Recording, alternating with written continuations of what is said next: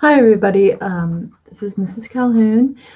We are on to our third video for learning the basics of Photoshop. So in the Google Classroom, you're going to find a link to a Google Drive folder that has, I think it's called Polaroid.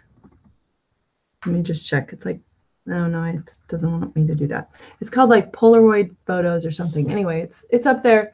And we're going to use some photos from that folder. You can choose any ones you want, but I chose a couple to show you how to combine images and layer them in different ways that can be really useful. So this is going to be my bottom layer. This is some random guy. Actually, I think he's an actor. But I just thought this was a good photo to use to try kind of like doing a screen. So my second photo is this one. I'm going to drag it on top. So it's going to cover whatever images you choose. You want to have them, you'll just want to kind of arrange them so that the parts that you want to use overlap. These are similar sizes, so it works really well.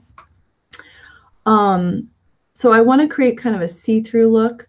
So the way to do that is to go to down here on the right side, your layers. You'll see I have two layers. You can see what they are. Now, the top one's covering up the bottom, but there are all these layer styles, and you should just see what happens when you try them. You can just click on the next one. So far, nothing's happening, but if I use the arrow key down, I can just scroll through them. Luminosity doesn't do much. It doesn't want me to scroll through. I'll go to darken. Darken doesn't do a whole lot. Multiply, no, I don't like that. The one I want to use is screen, but you can just play around first and see what works for you. Screen, I like that. However, it's a little bit too light. I'm going to try changing the opacity on that top layer so I can see the bottom through.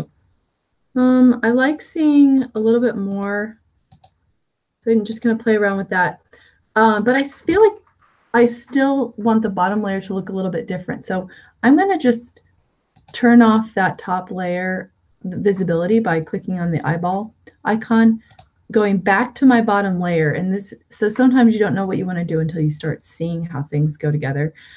I want to remove more of this background. So I'm going to go up here to my magnetic lasso tools, the third one down. The lasso tools, well, I'll just show you what they do. First of all, they're a way to select things. So just the regular lasso tool, try doing that. You can just draw with it like you're drawing with a pen. So if I just draw and then connect the ends, now I have this squiggly line, and now I have a shape. I can move it around. There's really nothing underneath, so you can do all kinds of things with that. Interesting alterations. I don't want that, so I'm going to just undo it. But that shows you what that tool does. If you go down here, oops, right there, polygonal lasso tool is one where you can make precise angular shapes just by clicking, and you just keep clicking, and you have, something like that. Okay. The one that I want is the magnetic lasso tool. This is an interesting one because it kind of perceives the edges of shapes where there's a difference in, like, a clear difference. So this one might work for me. I'm going to go along here. I have to click pretty regularly so it doesn't kind of go all over the place. If it does that, just click backspace. It'll go back to an earlier point. I'm just clicking around. I'm not going to worry about being really, really precise, but I just want to select this figure so that I can alter the background. So I'll show you how to do that. I have to go around the object that I want to select. It kind of takes a little while on the parts that are really defined. It's fast. They can go fast there. Here, oops, nope, I don't want that. So backspace. I want to get this really a little bit clearly there. Okay, so then around the hair, all the way up, kind of dragging here.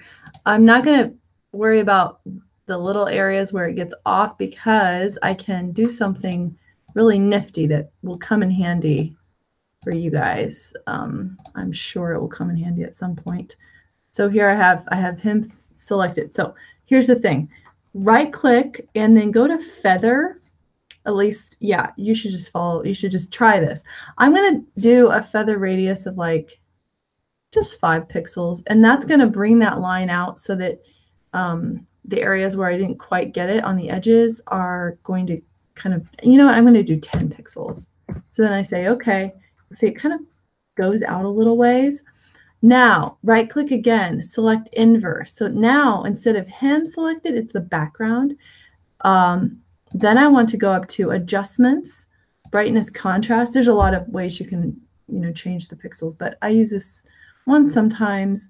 And I want to kind of make that background really fade away. So he looks like he's just against, this whited out background. I'm going to say, okay.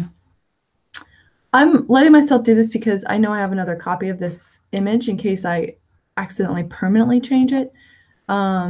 Just the fastest way to do that. Okay, so now when I overlay it, I don't see the background as much.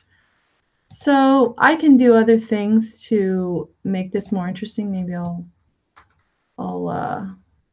play with that opacity more.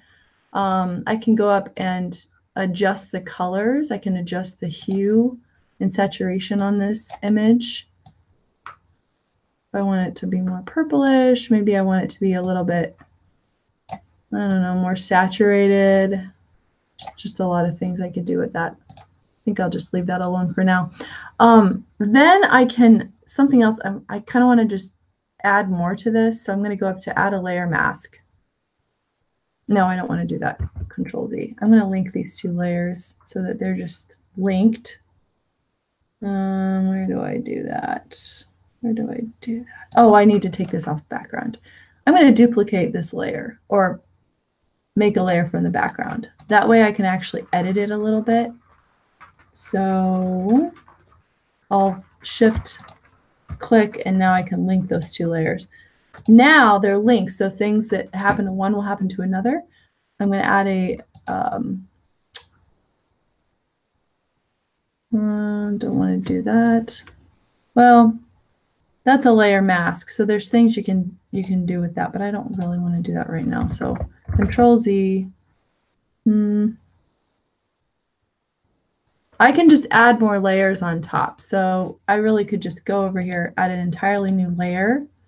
And I could just play around with, I could type on top of this, put something here, put words, things like that. So anyway, play around with the layers. See what happens when you use different layer styles, and